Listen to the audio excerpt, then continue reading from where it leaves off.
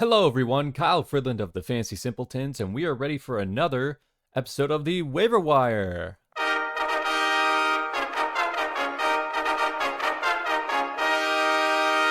The Week 12 edition.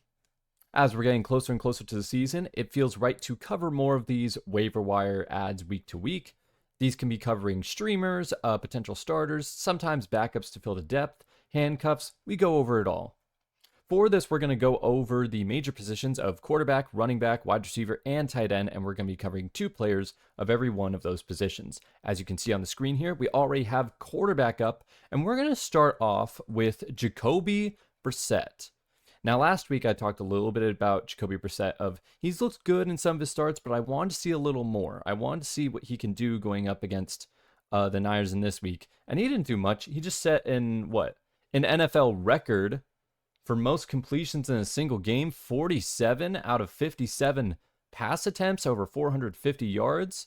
He's proven that at the very least, if the team falls down and goes down by a bunch of points, he's going to more than make up for it in garbage time. So absolutely facing Jacksonville this week, who did have a big upset against the Chargers and stuffed them pretty well, but for the most part, there's still historically been a bad defense this season.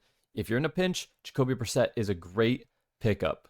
As far as the other quarterbacks, it's kind of tougher this week. There aren't a lot of great options out there on the waiver wire. I know Marcus Mariota and Tua are both on bye this week, so those are options that are taken off the board.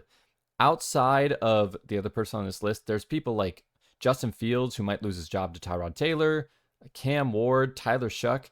If you don't want to take a risk on any of those guys, try out Bryce Young.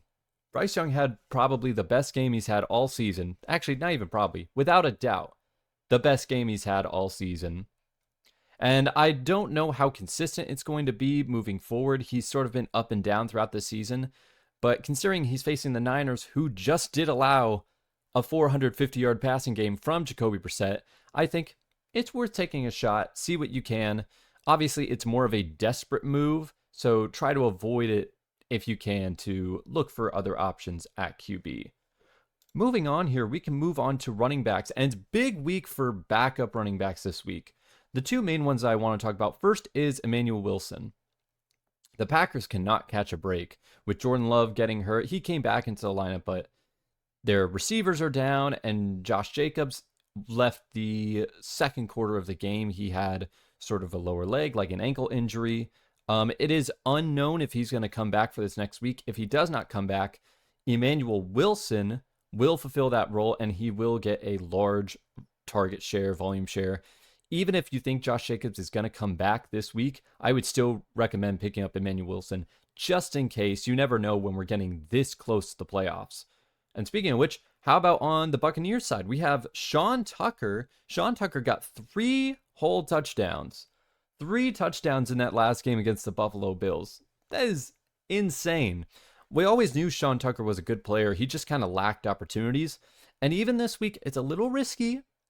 We don't know exactly if he's going to get that nod because Bucky Irving could be back this week as well.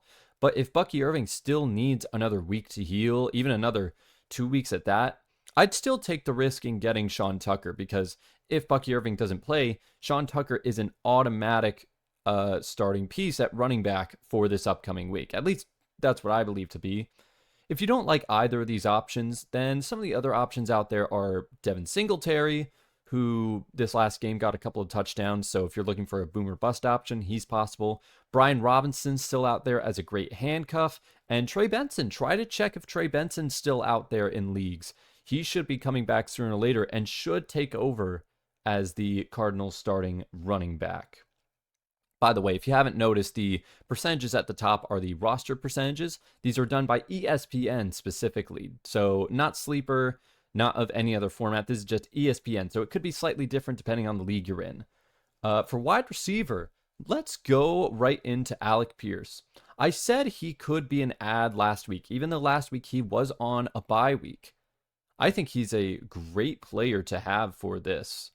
Even though it's a tougher matchup against Kansas City, they're always a little bit stingy with receivers. Alec Pierce is a guy I'm loving right now. He is one of the most underrated players in fantasy on the Colts offense. He's just Feels like he's getting better and better as the season goes along.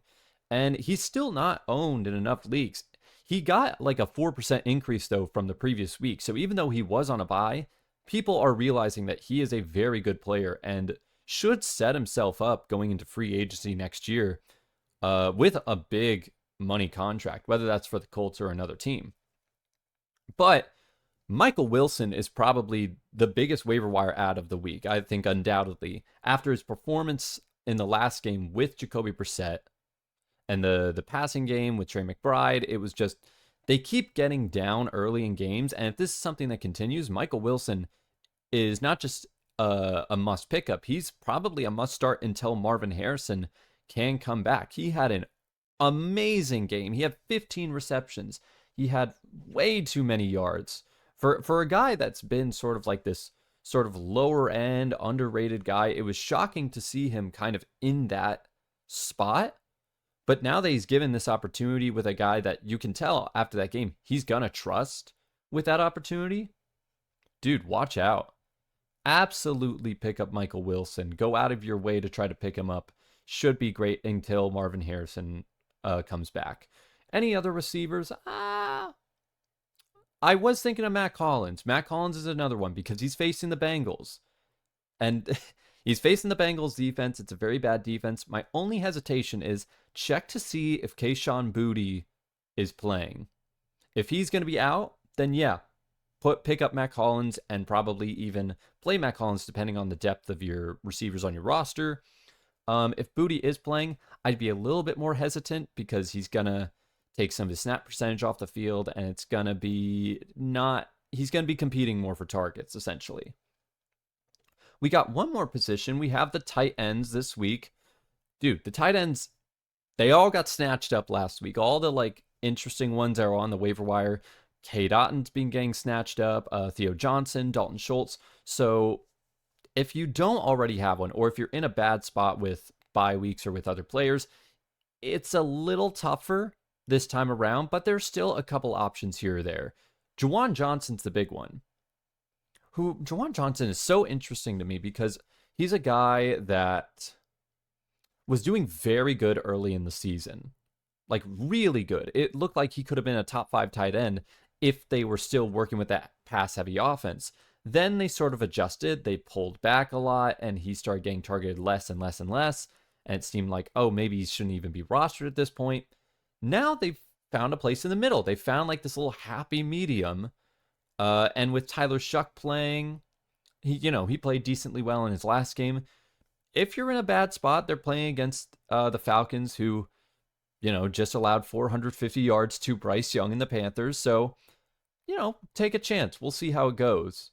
And the only other name I could really think of, there's like a couple, but Colston Loveland is still available in a large majority of leagues.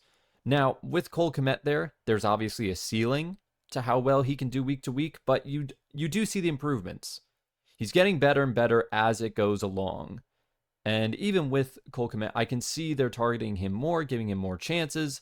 Going up against Pittsburgh, which is still been doing better, but they're still overall a bad defense. If you're in a bad spot, if you're in a tough spot, try to get him. Or try AJ Barner.